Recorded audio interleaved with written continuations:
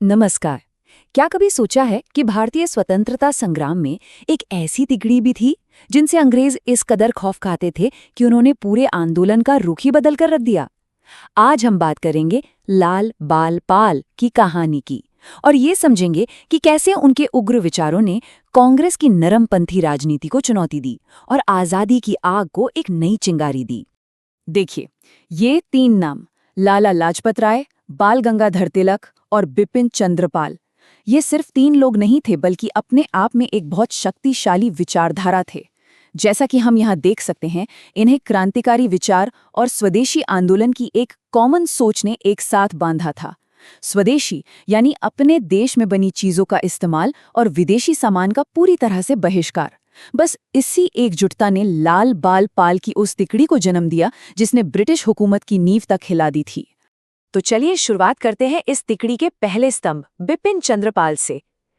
इन्हें एक बहुत बड़ी उपाधि दी गई है, भारत में क्रांतिकारी विचारों के जनक। बिपिन चंद्रपाल का जन्म हुआ 1858 में हबीबगंज में। वो ब्रह्म समाज के विचारों से काफी प्रभावित थे, तो उन्होंने सामाजिक सुधारों को भी अपनाया। लेकिन उनके क्रांतिकारी जीवन में एक बड़ा मोड़ आया 1887 में, जब उन्होंने कांग्रेस के मंच से अंग्रेजों के दमनकारी आर्म्स एक्ट का खुलकर विरोध किया।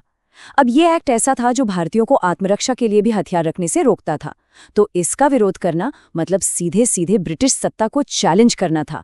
और बस यहीं से उनके क्रांतिकारी सफर की नींव पड़ गई। पाल साहब ने अपनी कलम को ही क्रांति का हथियार बना लिया था। अपने अखबारों जैसे न्यू इंडिया और वंदे मातरम के जरिए उन्होंने स्वदेशी की भावना को घर घर तक पहुंचाया। वो सिर्फ खबरें नहीं छापते थे, बल्कि Swaraj in the present situation जैसी किताबों से लोगों को ये समझाते थे कि असली आज़ादी का मतलब क्या है और इसे हासिल कैसे किया जा सकता है। अब बात करते हैं तिकड़ी के दूसरे स्तंभ की, लाला लाजपत राय। एक ऐसा नाम जिन्हें पूरा देश बहुत सम्मान से शेरे पंजाब कहकर बुलाता था। 1865 में पंजाब में जन्मे लाला जी के जीवन में शिक्षा का बहुत गहरा असर था। 1886 में वो लाला हंसराज से मिले और मिलकर लाहौर में दयानंद एंग्लो वैदिक कॉलेज की स्थापना की। अब ये सिर्फ एक कॉलेज नहीं था, बल्कि ये ब्रिटिश शिक्षा प्रणाली के जवाब में भारतीय संस्कृति और मॉडर्न ज्ञान पर आधारित एक राष्ट्रवादी शैक्षिक आंदोलन था। मकसद था ऐसे युवा तैयार करना जो दिल से हिंदुस्तानी हों। आइए लाला जी के जीवन की इस टाइमलाइन पर एक नज़र डालते हैं। ये उनके कभी न थकने वाले संघर्ष को दिखाती है। 1905 में स्वदेशी आंदोलन को लीड करने से लेकर 1917 में अमेरिका जाकर भारत की आज़ादी के लिए समर्थन जुटाने तक, और फिर 1928 में साइमन कमीशन का विरोध करते हुए अपनी जान देने तक, उनका पूरा जीवन देश के नाम था। इनमें से कुछ घटनाओं को हम आगे और विस्तार से देखेंगे। तो चलिए इन घटनाओं को थोड़ा और करीब से देखते हैं। 1905 में उन्होंने पंजाब में स्वदेशी आंदोलन की कमान संभाली। फिर 1907 में किसानों के खिलाफ एक दमनकारी कॉलोनाइजेशन बिल लाया गया। इसका विरोध करने पर उन्हें बर्मा की मांडले जेल भेज दिया गया, लेकिन उनका संघर्ष रुका नहीं। 1917 में उन्होंने न्यूयॉर्क में इंडियन होम रूल सोसाइटी की स्थापना करके इस लड़ाई को इंटरनेशनल बना दिया। विदेश में रहते हुए उन्होंने सिर्फ अमेरिका में ही काम नहीं किया, बल्कि चीन और जापान के प्रधानमंत्रियों से भी मिलकर भारतीय स्वतंत्रता का पक्ष रखा। फरवरी 1920 में जब वो भारत लौटे तो उनका जोरदार स्वागत हुआ और उन्हें कांग्रेस के विशेष अधिवेशन का अध्यक्ष बनाया गया। इसके बाद वो गांधी जी के असहयोग आंदोलन में भी सक्रिय रहे और बाद में स्वराज पार्टी में शामिल हो गए। 1920 में उन्होंने अखिल भारतीय ट्रेड यूनियन कांग्रेस के पहले अध्यक्ष के तौर पर मजदूरों को एकजुट किया। 1925 में वे केंद्रीय विधानसभा के उपनेता भी बने। लेकिन अक्टूबर 1928 का दिन बहुत दुर्भाग्यपूर्ण साबित हुआ। साइमन कमीशन के खिलाफ एक शांतिपूर्ण विरोध प्रदर्शन को वो लीड कर रहे थे और उन पर बेरहमी से लाठीचार्ज किया गया। इन्हीं चोटों की वजह से 17 नवंबर 1928 को भारत का ये शेर शहीद हो गया। लाला जी एक कुशल नेता तो थे ही, साथ में एक बहुत प्रभावशाली लेखक भी थे। उन्होंने यंग इंडिया और वंदे मातरम जैसे पत्रों से राष्ट्रवाद की लौ जलाई। अपनी किताबों जैसे आर्य समाज के जरिए उन्होंने सामाजिक चेतना फैलाई और इंग्लैंड्स डेट टू इंडिया लिखकर ब्रिटिश शोषण का पर्दाफाश किया।